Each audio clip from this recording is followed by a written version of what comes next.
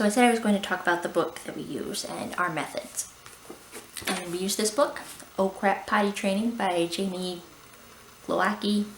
I've never actually heard it said, I've only read it, so I'm sorry if I'm butchering it. But it's served us well. We picked this up after struggling to potty train our oldest.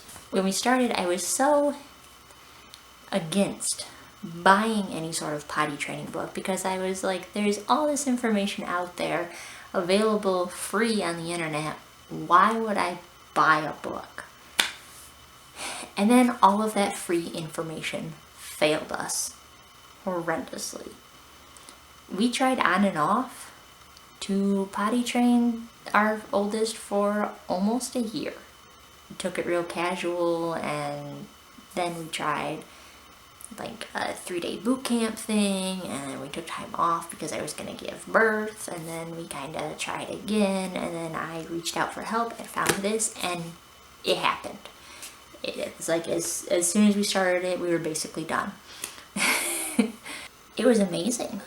Like, it was night and day between the struggles we were having before and then after doing the method that Jamie lays out in her book.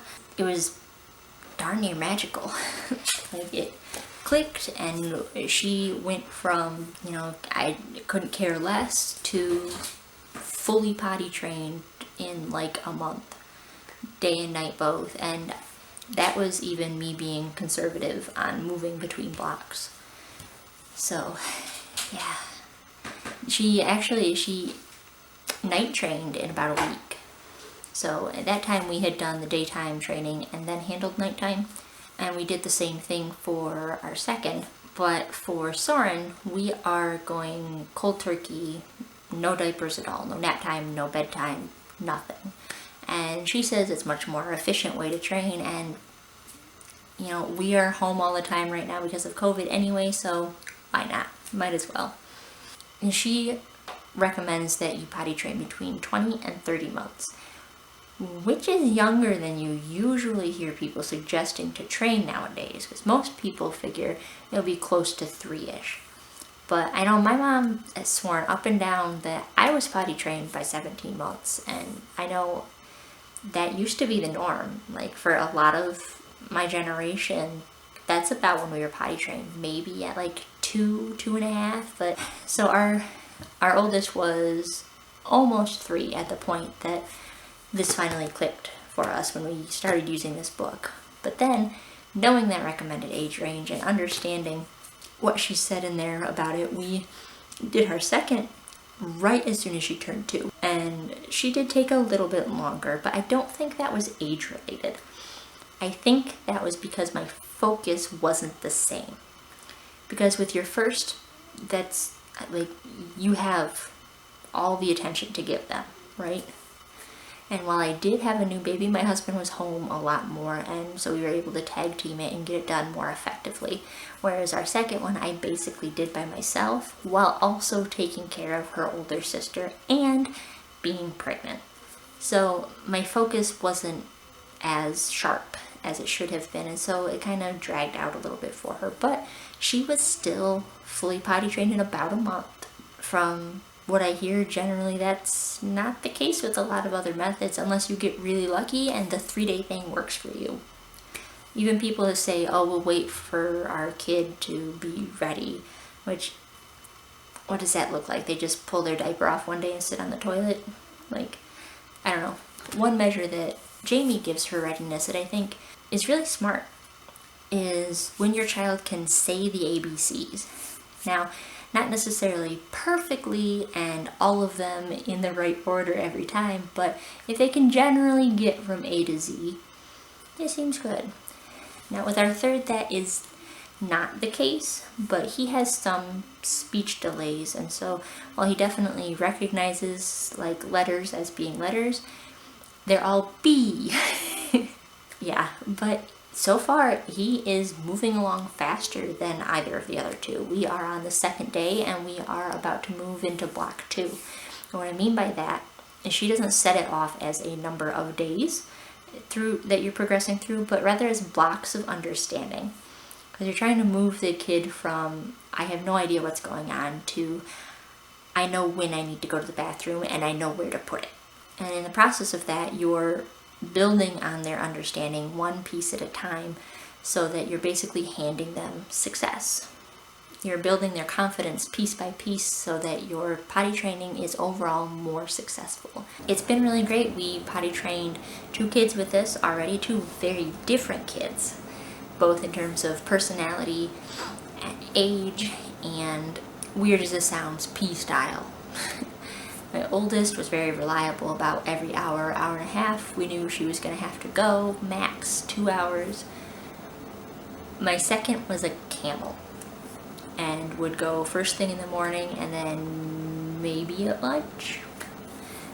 So it was an adjustment, and we had to shift our expectations between the first and the second to manage that. Because when you have a kid that, you know, goes more regularly naturally, you have more practice opportunities. And that's important to actually succeeding, is practice, practice, practice, right?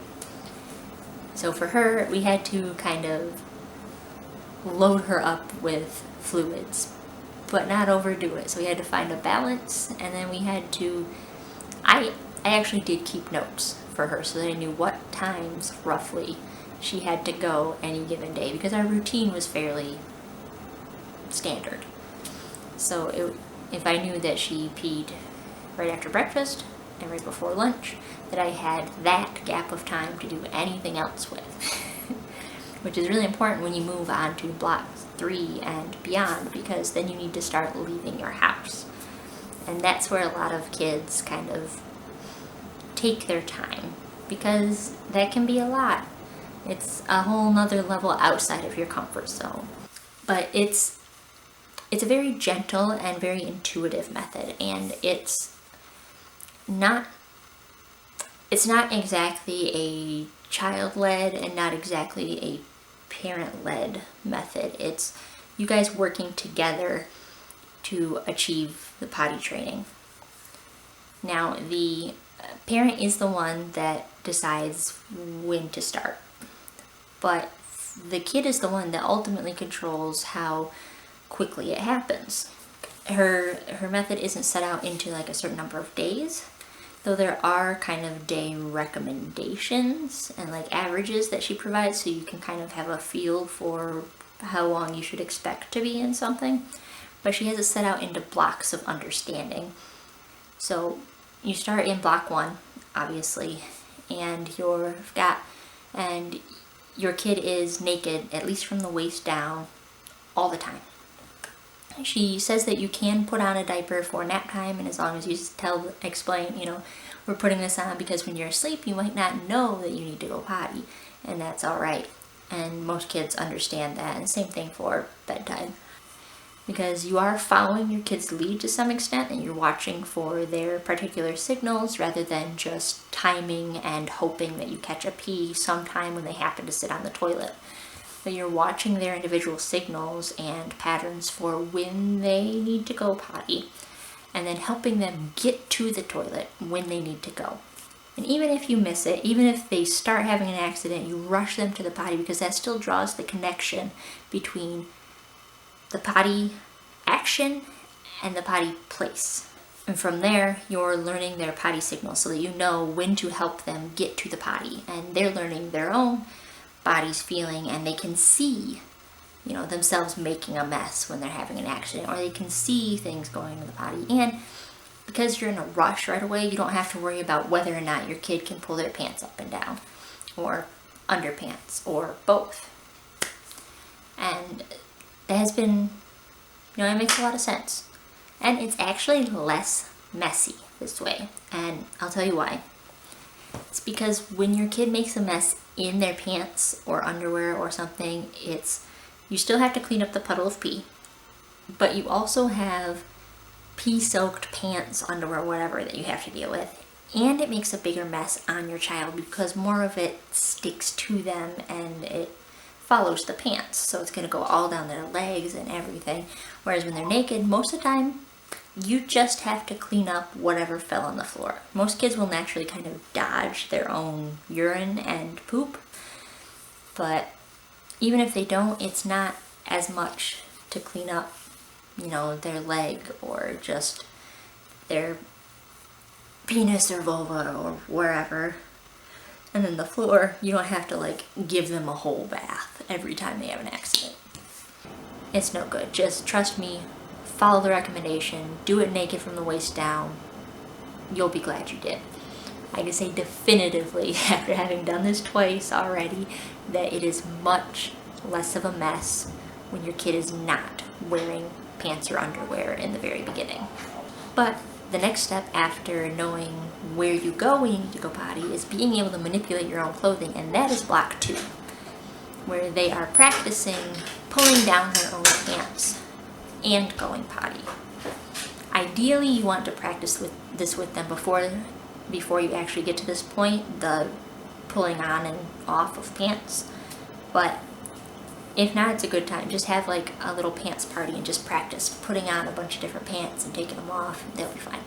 Soren is already really good at getting naked, so I have full confidence that he will do just fine with this. It doesn't have to be a perfect transition between block 1 and 2 because they tend to be the shortest.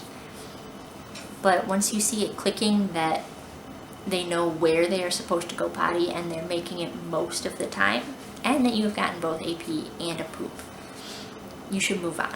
Because she warns about lingering in block 1, resulting in a only potty trained when naked child, and nobody wants that. Like that's not useful. That's not really potty trained.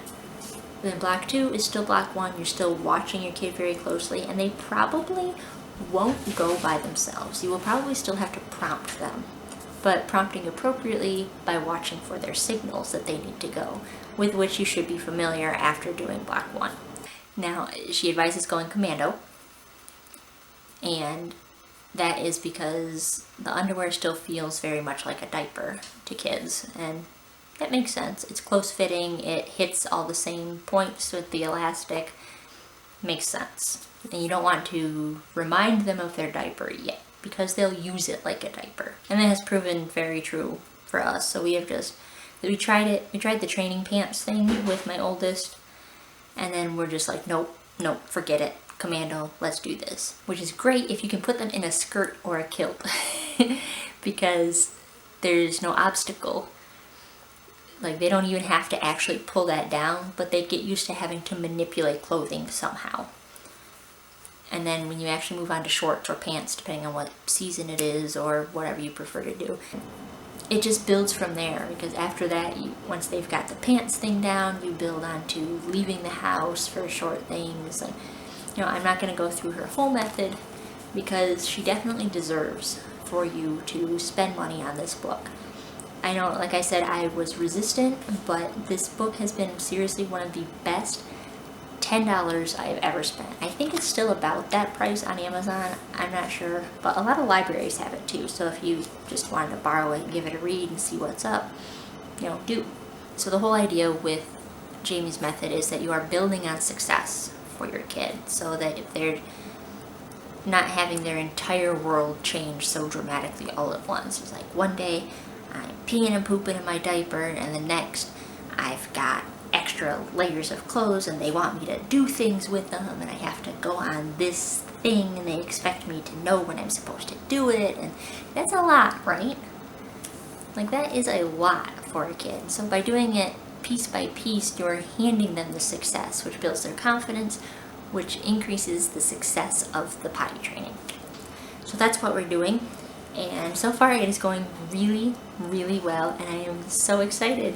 I'm so proud of my little guy. He's just figuring it out so fast, and you can see he is so excited and just proud every time he goes in the potty.